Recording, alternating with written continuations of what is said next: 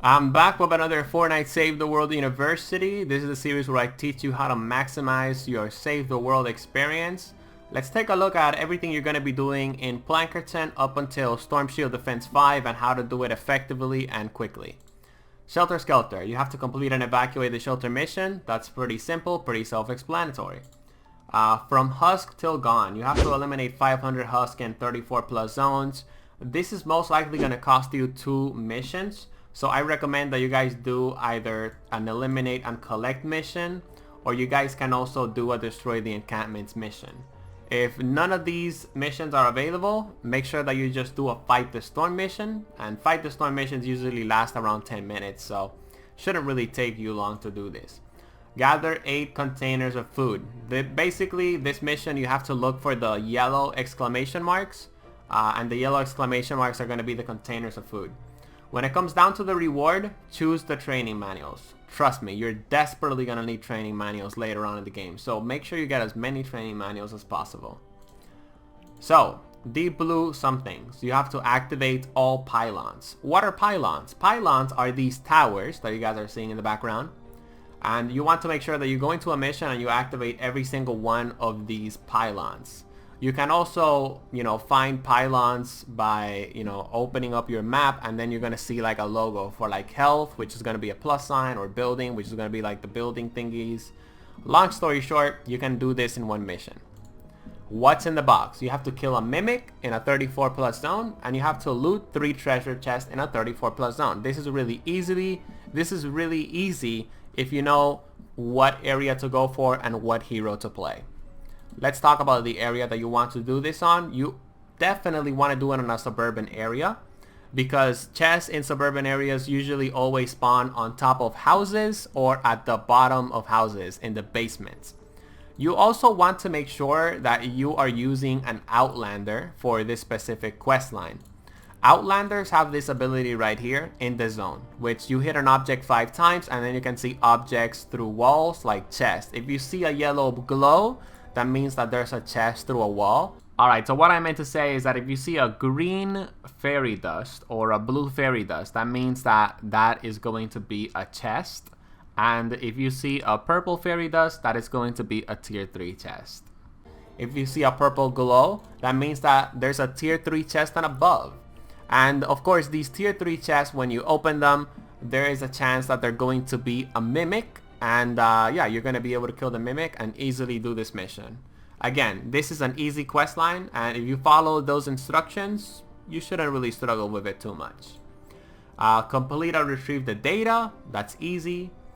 Complete a Fight the Storm and a category Fight the Storm 2. Something that's really important to point out. In 34 plus zones and above, the Husk are going to start sort of rotating spawns. So for example, Husk might appear in the east and then they might switch to the south, for example. So don't go too crazy when it comes down to trap tunnels on Fight the Storm category 2 and all of these other high level missions that are Fight the Storm wise. Slay Misties for me. You have to eliminate 20 mist monsters in successful 34 plus zones. What are mist monsters? Mist monsters are things like smashers, takers, blasters, and also husk flingers. This one took me about 3 missions to complete, but if you play like a Fight the Storm, you should be able to get this one done pretty easily. Okay, so the next part, Smooth Operator. Gather 4 crates of medical supplies. Very simple. Look for the yellow exclamation marks. And yeah, you're going to be able to complete this one also in one mission as well.